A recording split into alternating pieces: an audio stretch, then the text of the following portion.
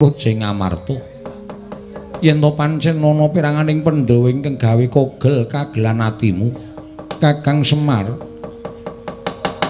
samengko Kakang Nayantaka ndak aturi paring dawuh yen Kakang Semar darbi panjaluk mopo Kakang Semar nuwun sewu kula niku suwe mboten sowan menika merga nembe ngerancang apa Kyai Semar anggen kula bangun desa margi kula kepengin bangun desa Karangkadempel mboten kok bangun wangunan sing apik mboten nanging kula kepengin bangun karukunan katentreman sing mapan enten Karangkadempel ning jebul syarat seranane kok angel kok abot nek mboten kula aturke niki mboten ajeng kelakon ning nek kula aturke kok damel sakit penggalipun Pandhawa sewiji-wiji syarat seranane apa Kakang Semar maragake matur marang panjenenganing ingsun sasmitaning jawata ingkang kula tampa syarat serananipun boten sanes Karangkadempel kudu ditumbali ngangge Getih Endara Werkudara Den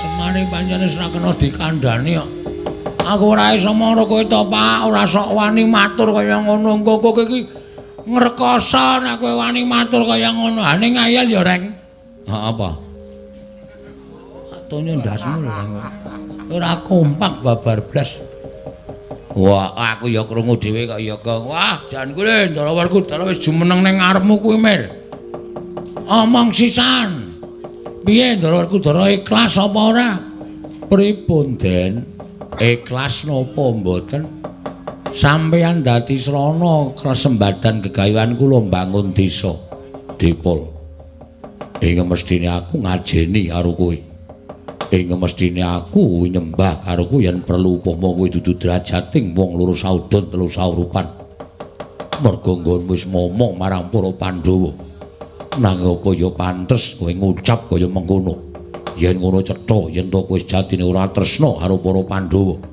ora tresna karo Werkudara wah men perkara bangun desa wae kowe dadak gawe pepati kowe dadak nganggo syarat srana sing gawe kapitunaning Werkudara piye Bakong mengkari gelem apa ora ngono mengkari gelem apa ora nek ora gelem tak rudha paripeksa nek ora gelem tak rudha paripeksa wah Dipol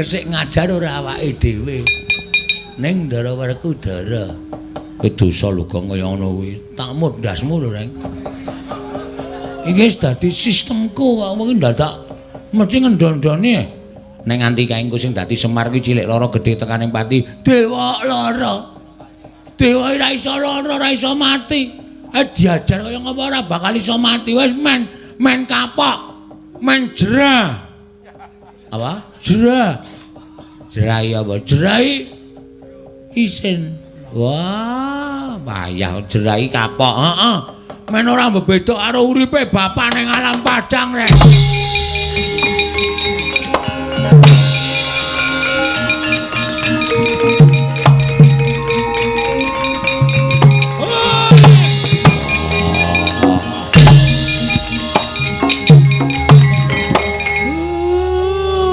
disiksa Ndara kula ampun ditendhangi gunane apa kowe suwita ning negara Amarta tundhone wing kaya ngene sing tok lakoni wah kebangetan wis Semar wah diuripi ning Amarta ning kowe malah sajaya arep mipri kekuataning Pandhawa wah edan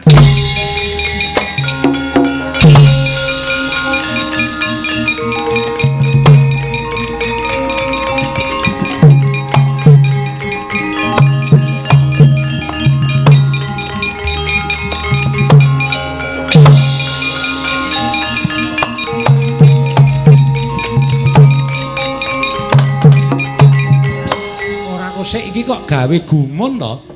Bab napa? Lho biasane bapakmu kuwi nek dipiloro karo wong kowe iki mesti padha runtik. Lah kae ditendangi Werkudara kok kowe do meneng wae. Sing kurang kaprayitnan kuwi sampean. Lho. Kok kowe nyalahke aku? Salah. Gunane apa? Kedapuk titi sing Sang Hyang Bathara Wisnu. Kudune iso nyawang sapa to Semar kae sejatine. Ora mentuk kantakon ngopo Dora nesu. Ora nyambut gawe ngopo mentuk kantakon. Lah edan, ora edan sing edan kowe. Us. Aku ki ratu ya tok undheke edan. Ayo disawang. Kanggo Permana Jati. Sapa sejatine Semar kae?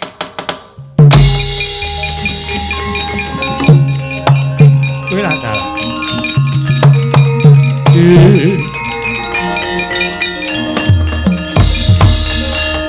Lah kok dadi saka yang ngono kedadeane. Nah niki kula critani. Wau bapakne gelut karo sing dadi Semar nika. Lho, gelut nggih. Lha perkarane napa ora ngertine bapakne ajeng dipateni karo Kurawa. Sinuwun Mandura rawuh teng Karang Kadempel. Bapak niku ajeng rancang bangun desa. Sinuwun Mandura rawuh kesusul anak-anak Pandhawa. Kurawa bubar mungsuh anak-anak Pandhawa. Sapa anak-anak Pandhawa Petra? Ndara Garukaca, Ndara Antarsena, Ndara Antarja. Lah Sinuwun Mandura niku sak pejako karo bapak niku kok sajahe kaya atine niku ora trima. Semar iki ora gugat ning kayangan to. Janjane ngopo? Lah kok Kurawa ujug-ujug kepengin mateni karo kowe iki nek ora ana sambung rapete karo dewa tangeh lamun merga ati lan pikirane manungsa iki sing ngobahke para dewa. Nah, bapak runtik atine. Tak tanjike teng kayangan. Kula ale gareng kali Bagong melu mrika. Kula ale gareng karo Bagong ngamuk teng mrika dewa-dewa bubar bapak gelut karo sing dadi Semar nika. Iya, terus Sang Hyang padha wenang medun. Heeh. Ndukani sing dadi Semar nika. Kowe kok ora ngrasake Semar to? Semar ki urip ning alam padang, Semar ki urip ning alam donya wis rekoso dadi wong sekeng, dadi wong ora duwe tukang momong. Kowe wis kebekan derajat pangkat dadi nalindraning para dewa kok isih duwe rasa gething karo Semar. Nek ngono hukumanmu mung ngrasake kaya dene urip kaya Semar. Jelek. Dadi Semar. Sapa? Nika wau. Lah terus Bathara Wenang wis Bagong Petra Gareng mangsa bara nggonmu Murba Masesa. Semar iki tak unggahke ning kayangan. Ben Semar ngrasake dadi dewaning para dewa, sing dadi Semar kae mung ngrasake dadi Semar. Wah ngono, heeh. Anu iya, anu nggih. Weh lah dalah. Lah iki mau ki sing ngakon nganggo tumbal Geti Werkudara iki sapa? Ngacung. Lah kok isa-isane nglakoni mbangane tangan kula sing ngajar Semar. Lho ora mentala wong wujude Semar. Ora ketang jerone du Semar. Ben diajar Ndara Werkudara. Kae engko nek nganti kena apa-apa piye? Mboten mungkin niku dewa sing dadi. Ora apa-apa, diantem wae mung lara dela mari, lara dela mari. Nek nganti disudet kuku Pancanaka. Lho, apa mlendring? Kok apa mlendring kok disudet? Ora bakal terdas.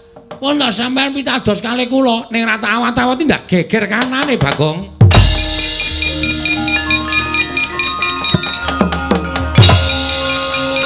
Bagong, yo.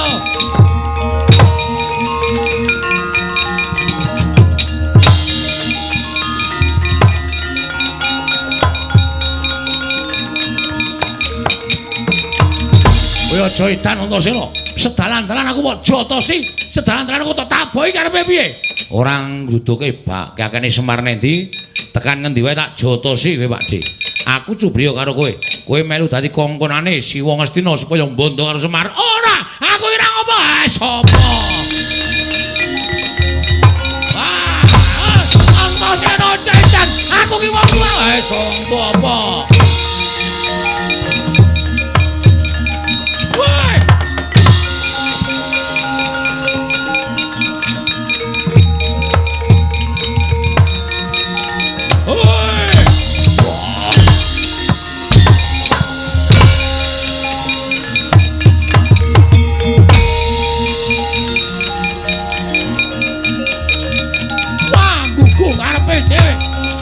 Binatang wah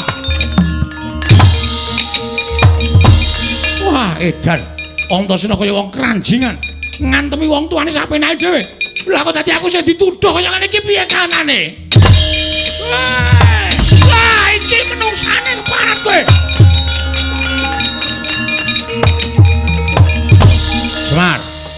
Semar. Kuli. Kula kuli. Kuli sinuwun. Kowe iki piye? Takon munggane kaya ngono malah tekan Negara Ngamarta tapel wates Negara Ngamarta piye? Kowe ngapusi Baladewa ya? Kowe ngapusi Baladewa.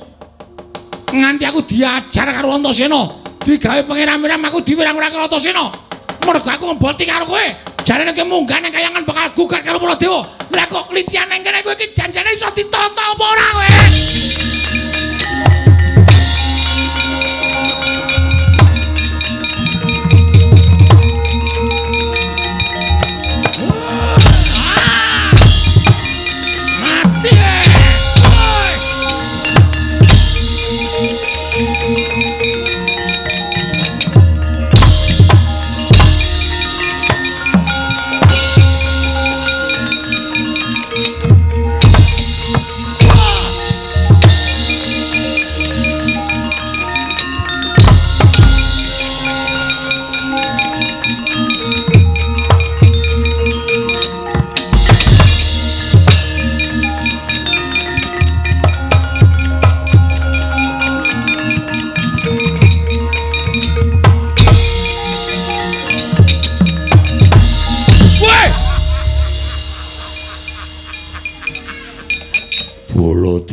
Baladewa. Wah, ngopo kowe melu ngajar Semar? Menungso ora tatanan manung maring jajaran ati iblis. Wong tuwa ora iso dicekeli gunemane. Jare kowe iki tekan kayangan. Kowe mau ditemu karo ngedepel karo aku, lha kok dadi kowe tekan Negara Ngamarta. Kowe ngapusi karo aku. Mboten sinuwun. Werkudara ngopo Semar Ajar? Wah, arep bangun desa dadak nganggo tumbal gedhe Werkudara. Tegese Semar wis tegel karo aku. Tinembang aku ditegeli karo Semar tak tegeli. Ayo bener kowe. Bengawan Solo. Wah. Mula wektu dina iki aku ora trima. Aku ya ora trima. Nganti kanane kaya ngene aku ora trima. Kowe kudu tanggung jawab Semar. Aku diwirang-wirang karo Antasena. Wah, ayo kage. Dadeno tumbal Werkudara ning jagalan kaya sapi. Iki piye lakone?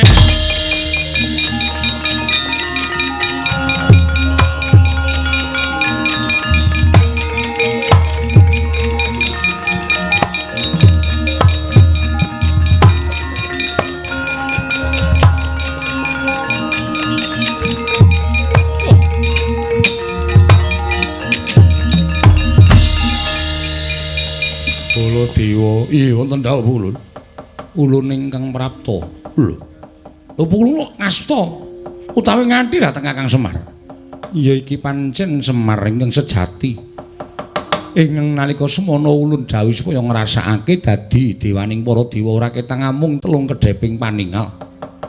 Sabab Semar ingkang ora luput, Semar ingkang ora kleru dijangka patine. Dening Manikmaya ingkang tansah duwe rasa gedhing keburu sengit kelawan Semar.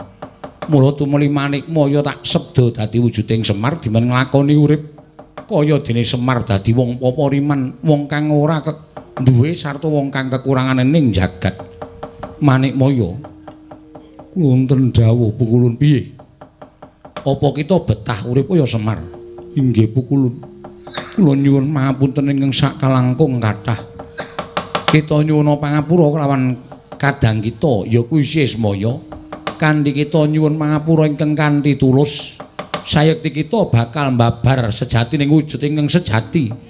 Kakang Ismaya kula nyuwun pangapunten. Sepinten kalepatan kula diagung pangaksami, kula mboten badhe gendhak sikara. Kuwi badhe mboten jangka dhateng kapitunanipun Kakang Ismaya wiwit dinten menika ngantos sakterusipun Kakang Ismaya. Aku ki mesti menehi pangapura karo wong sing rumangsa salah kok. Manikmaya.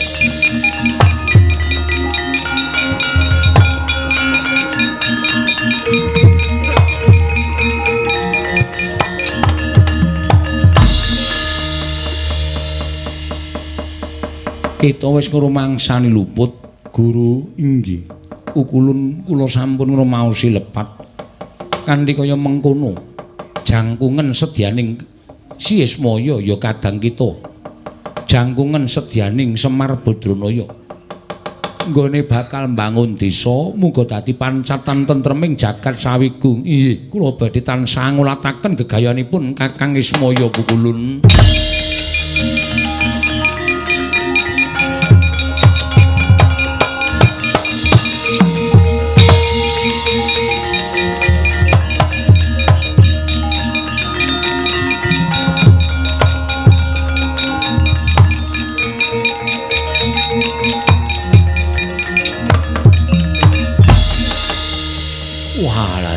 Kok dadi lakone kok ting kremit ora karu-karuan. Wah. Dipol, kula sida njaluk tumbal aku apa ora? Sing nyuwun Rak Semar nika wau nek kula ora njaluk tumbal napa-napa.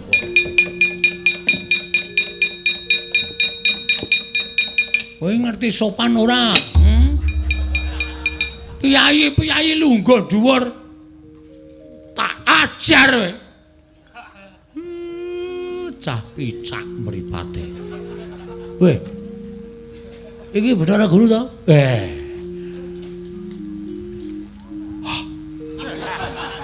Wah, Semar tenan iki ambune jengkol. Edan wis malih to, Pak? Wis. Iki lho ya kaya ngene pancatan nggonku bakal kasembadan sediaku. Bathara Guru wis bali eneng kayangan Bagong. Wah, wis jan urang tutuk le ngajar. Bagong edan. Aku ngajar Bathara Guru. Syukur kowe dosa nyemplung neraka kowe. Wani ngajar diwa cemplung neraka. Kowe sing gawe-gawe. Mboten. Mboten kula ning panjenengan mboten dingotenke ndak malamake Bathara Guru niku mboten jerah utawa mboten kapok. Wah, lho, kakek nang nang kene kek.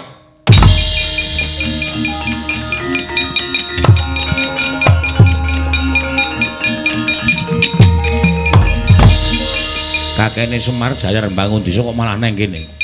Weh, saiki iki delon kuwi. Kuwi didelokke kuwi senengane ngluputke wong gerang, ngluputke wong tuwa saiki sawangen. Iya, Dik, aku salah. Dade. Saware kalah. Aku nyuwun ngapura. Ngopo Antasena? Pakde tak jotosi. Mergane tak kira nek ngerangket kakekne Semar. Turun dalan tak antemi tak tabuki nganti gila. Wah, caidan. Wah, sesuk meneh ora waton. Ya nyuwun ngapura Pak, ora ngerti kok. Kuwi anakmu kaya ngono ora tau diulangi ngono iki. Anake wong kau, anake wong dosa.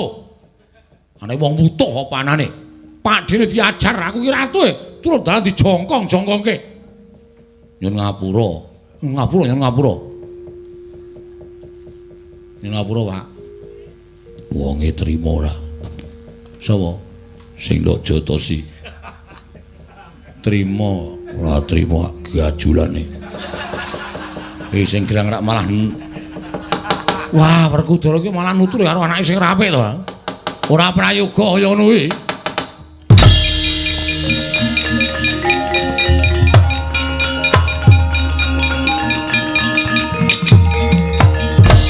Kakang Semar kula Yai Darmaji nanjake Kakang Semar nggone ora sowan. Merga kula pengin bangun desa. Lho, pengin bangun desa nggih. Pengin bangun katentreman, pengin bangun karukunan wonten ing Karangkadempel. Ula dalah. Yen ngono kuwi apik, kuwi becik. Nek pancen gayan kula becik apik nggih, awi mboten ketang namung sedhela lenggah teng Karangkadempel. Men muwi sengkut gumreguting para kawula nggone gesang tentrem wonten ing Karangkadempel. Werkudara kahanan resi ana Kaka Prabu Swami wonten Karangkadempel. Yo, ayo Semar tak jangkung apa gegayuhanmu Semar.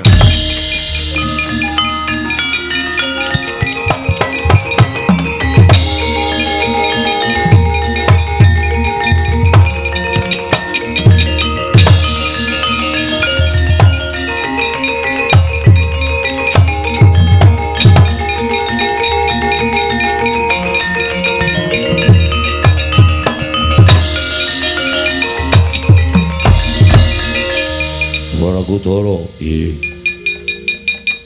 Jaluk Semar. Arep mbok nggo ngopo? Pateni Kul Ngastina. Wah.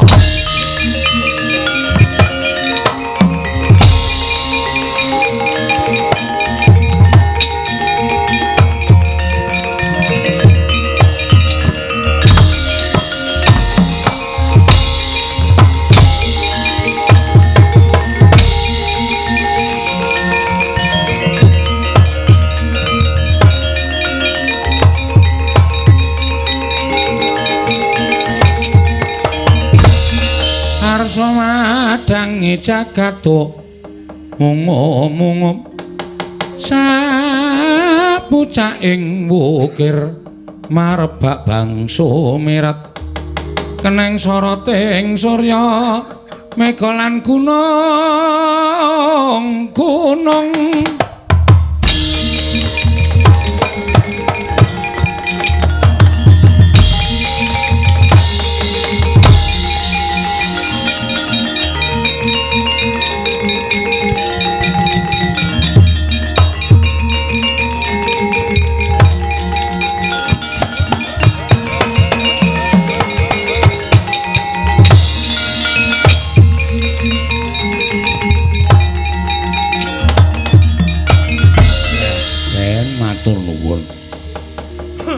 sedaya won paripurna kula wis disengkuyung anginipun badhe miwiti mbangun desa ya Semar.